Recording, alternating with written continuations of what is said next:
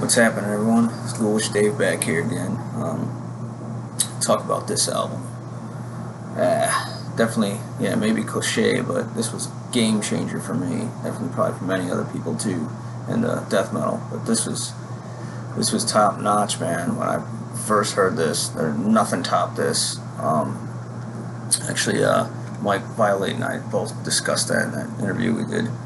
But yeah.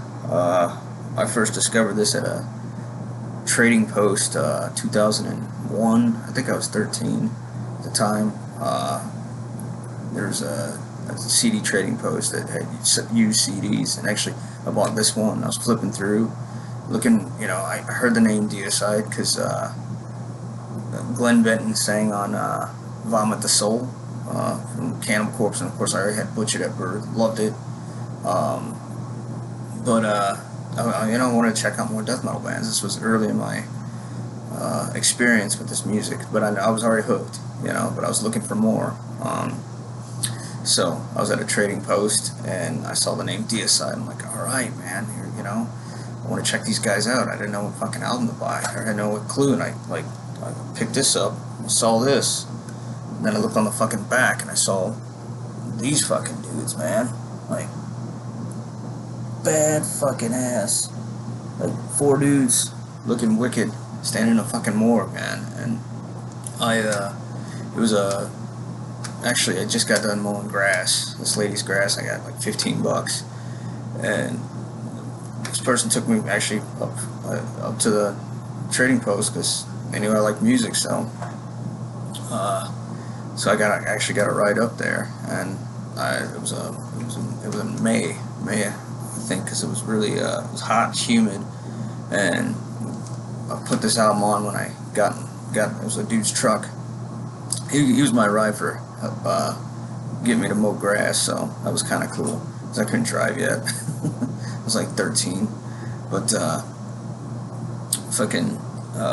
so yeah, I got in it. It was like an old Dodge truck, early '90s Dodge truck, a black truck, and he had a CD player in it. So I put this on, and I remember it was like about to storm, and Lunatic, the what is it, like those bar doors closed, and Lunatic just fucking came on, man, and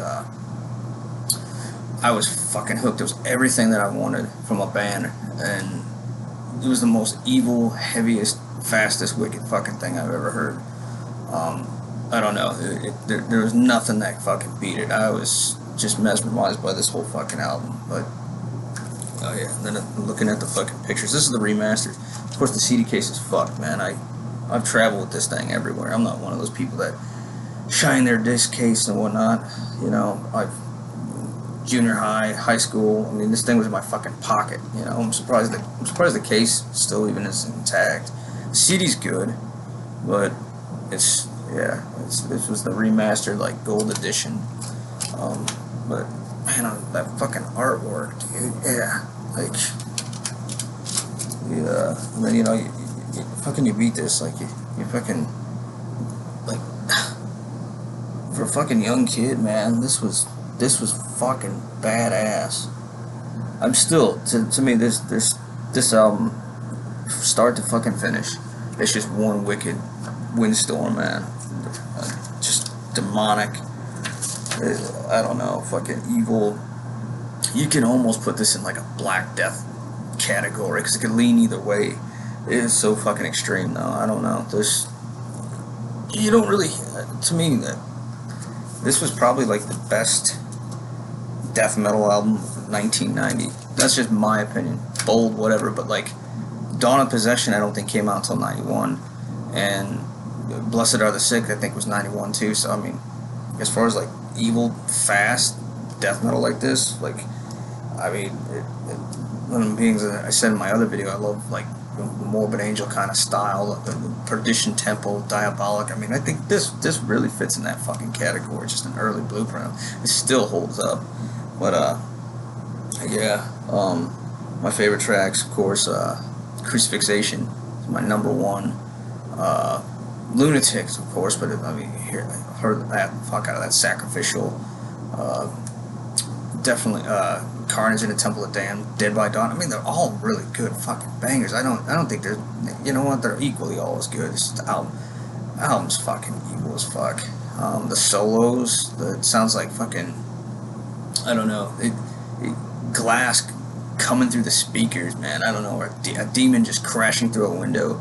Those solos are some of the best solos, I think, in death metal. Like the dive bombs, the fucking, it's insane. I mean, to me, like that's what death metal should sound like, especially with guitar lead. You know, Glenn's overlaid vocals they're still to this day. I don't think anything tops it. I mean, bands have done the overlay vocals like Christ, but not the way he did it. And still, he can't do it because he blew his voice out doing it for too much. You know, changed his voice. But I mean, for a reason, a damn good one, I think, for this record. But yeah, I just wanted to really do a fucking video on this. Another thing, Sacrificial Suicide. Now in 155 of the track, the snare drum cuts out. I swear it cuts out during the lead track, or the lead part, at 155. Really listen for it.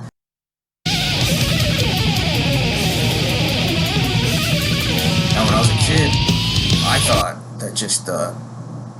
I thought the music was so brutal. They were just going so fast that you couldn't hear the snare at that part. That's what I thought. The drums were just, you know, Steve's just fucking going nuts.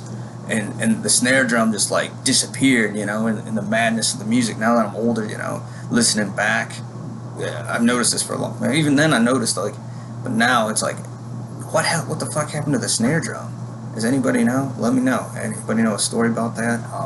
Maybe something the mix got, you know, one of the mics or something in the mix got cut out. But listen for it, 155. No one ever talks about this. I never talked about it with anybody, but don't really get a chance to. I'm just curious what anyone's thoughts are. So, but yeah, that's my story with this fucking album. I mean, I could talk about this for like 2-3 hours, but you know, I'm sure other assholes have you know, more reviews on it. This is such a common album. But in 2001, I didn't know anybody that talked about this or knew of this, you know. So, but that doesn't mean anything. It's you know, I didn't realize there were so many other people that are into it, which is fucking awesome, you know. So it's a true classic. That's why, you know. But I have one other thing I want to talk about. So, not metal topic, but I'm a fucking movie fanatic, man. I watch movies like every week. So I just picked this up from the Walmarts. Check this motherfucker out. This was great. I just watched this last night for Father's Day. But fucking great. It's like it's a gore splatter comedy. I mean, I like it. I love stuff like Dead Alive and you know, Cemetery Man. I mean, it's newer, but whatever. It's fun. Drink a 6-pack and watch this motherfucker. I mean, it's a good time. I had a blast, and I'm glad I own it. So, Destroy All Neighbors. Watch it. You know. All right, that's all, guys. Thank you.